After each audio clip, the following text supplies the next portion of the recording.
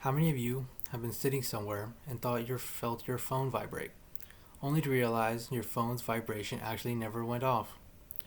This new neurological phenomenon called phantom vibration syndrome is one of the many consequences lots of social media use has on our brain. According to Dr. Hughes' study called Phantom Phone Syndrome, in 2014, 89% of test subjects said they experienced this phenomenon at least every 2 weeks.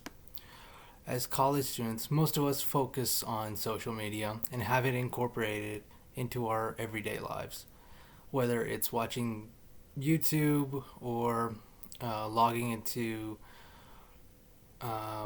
Facebook, Instagram, Twitter, Snapchat, etc.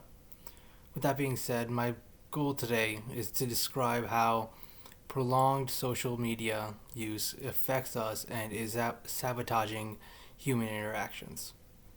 Now, why should we care about this topic? Everybody uses social media. Social media is really disconnecting us from real world interactions. I believe that we should reconsider how much of social media we tend to use, as it isolates us from people around us.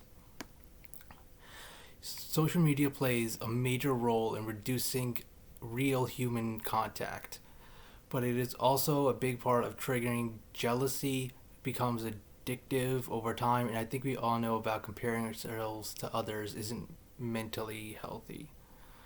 People may argue that social media is meant to connect to humans, as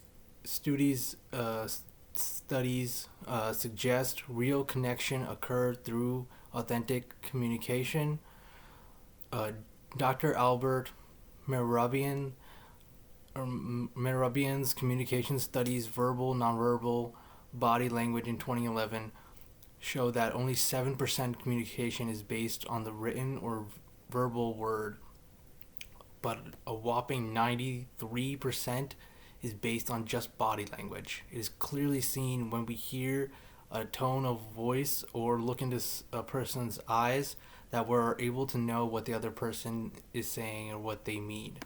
Therefore, with all the powerful social technologies we are connected to, but very humanly disconnected than ever before. Now, according to professor of University of Florida, Dr. Strickland, in 2015, social media changes our language and increases depression rate among different groups of people as well. The popularity of social media, even how much it is used in our class, and the speed at which information is published, reduces a student's ability to effectively write about without relying on a computer's spell check feature. According to this research, it increases depression, anxiety, and narcissism among users over time. Other effects like inability to think clearly and low self esteem have also noticed in frequent social media users. I hope today I was able to describe how prolonged social media use affects us and is sabotaging human interaction. So, next time you're laying down after an exhausting day of classes, take a study break, going to your next class, or waiting for something. Instead of checking your phone, take a break from it and relax your brain. Social media addiction is one thing, and it's a real thing, and the evidence is within us and around us.